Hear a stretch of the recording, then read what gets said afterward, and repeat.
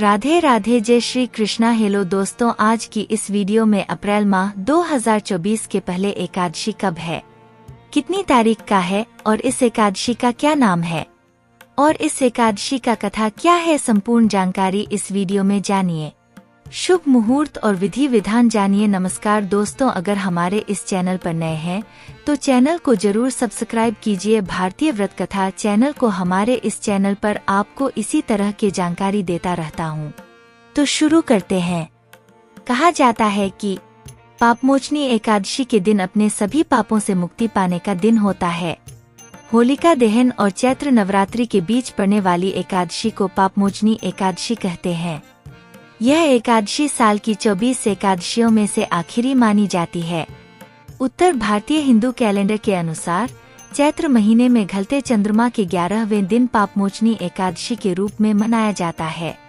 यह दक्षिण भारतीय कैलेंडर के अनुसार फाल्गुन माह के कृष्ण पक्ष में मनाया जाता है, लेकिन यह दोनों कैलेंडर में एक ही दिन पड़ता है।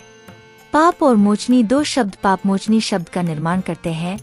पूर्व का अर्थ पाप और बाद का अर्थ पाप का निकालने वाला है। पापमोचनी एकादशी का व्रत करना बहुत शुभ माना जाता है और इसका पालन करने वाले भक्तों के सभी पाप क्षमा हो जाते हैं। इस एकादशी पर भगवान विष्णु की पूजा की जाती है।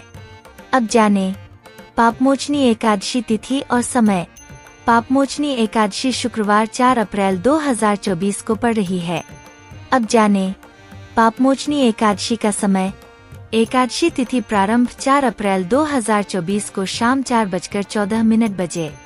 एकादशी तिथि समाप्त 5 अप्रैल 2024 को दोपहर 1:28 बजे।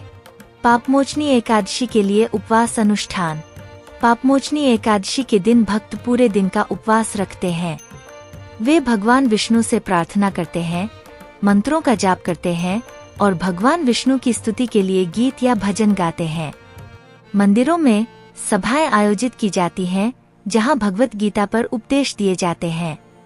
ऐसा माना जाता है कि व्रत के दौरान जप करने से भक्त के शरीर के चारों ओर एक ढाल बन जाती है। अपने जीवन में स्वास्थ्य, धन और समृद्धि प्राप्त करने के लिए भगवान विष्णु की पूजा करें। अब जाने इस एकादशी के पुरानी कथा के बारे में। पापमोचनी एकादशी व्रत कथा कुछ इस प्रकार से है, सुनिए। यह पापमोचनी एकादशी कथा भविष्य उत्तर पुराण में भगवान कृष्ण और राजा युधिष्ठिर के बीच संवाद के रूप में उल्लिखित है। कथा के अनुसार मेधावी नाम का एक ऋषि था जो भगवान शिव का बहुत बड़ा भक्त था। यह ऋषि चैत्ररथ के जंगल में तपस्या ध्यान किया करते थे, जो सुंदर और सुगंधित फूलों से भरा था। भगवान इंद्र और अप्सराएं अक्सर जंगल का दौरा करती थीं। अप्सराओं ने युवा मेधावी का ध्यान भटकाने की कई बार कोशिश की, लेकिन सफल नहीं हुए। मंजुघोष नामक अप्सराओं में से एक ने इस ऋषि को विचलित करने के लिए कई तरह की कोशिश की, लेकिन वह अपनी तपस्या की शक्ति के कारण उनके करीब भी नहीं आ सकी। आखिरकार मंजुघोषा ने ऋषि से कुछ मील दूर एक तंबू बनाने का फैसला किया और फिर गाना शुरू कर दिया, जिससे कामदेव भी उत्साहित हो गए। मंजुघोषा ने जब भी ऋषि के युवा और आकर्षक शरीर को देखा, वह काम से व्याकुल हो उठी। अंत में मनुघोष मेधावी के करीब पहुंचने में कामयाब रहा और उसे गले लगा लिया, जिससे ऋषि की तपस्या टूट गई। उसके बाद ऋषि खुद को पूरी तरह से मंजुघोष के आकर्षण में खो गया और फंस गया। उसने तुरंत अपनी पवित्रता खो दी। वह दिन और रात का फर्क भी भूल गया। मेधावी ने ऋषि को 57 साल तक अपने आकर्षण में फंसाए रखा, जिसके बाद उन्होंने उसमें रुचि खो दी और छोड़ने का फैसला किया।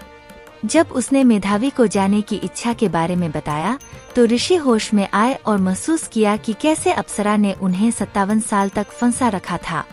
इसने मेधावी को क्रोधित कर दिया और मंजुघोषा को सबसे बदसूरत महिला में बदलने का श्राप दिया। क्रोधित होकर ऋषि ने अप्सरा को कुरूप डायन बनने का श्राप दे दिया। बहुत दुखी होकर मेधावी अपने पिता ऋषि च्यवन के आश्रम में वापस गई और पूरी पापमोचनी एकादशी कथा सुनाई। ऋषि च्यवन ने मेधावी और मंजुघोष दोनों को पापमोचनी एकादशी व्रत का पालन करने और पूरी भक्ति के साथ भगवान विष्णु से प्रार्थना करने के लिए कहा। परिणाम स्वरूप वे अपने पापों से मुक्त हो गए। जानकारी सही लगा हो तो लाइक कीजिए, चैनल को सब्सक्राइब कीजिए। भारतीय व्रत कथा चैनल को हमारे इस चैनल पर आपको इसी तरह जानकारी देता रहता हूँ। राधे राधे। जय श्री कृष्ण। श्रीमन नारायण भजमन नारायण लक्ष्मी नारायण। जय श्री कृष्णा। जय राधे।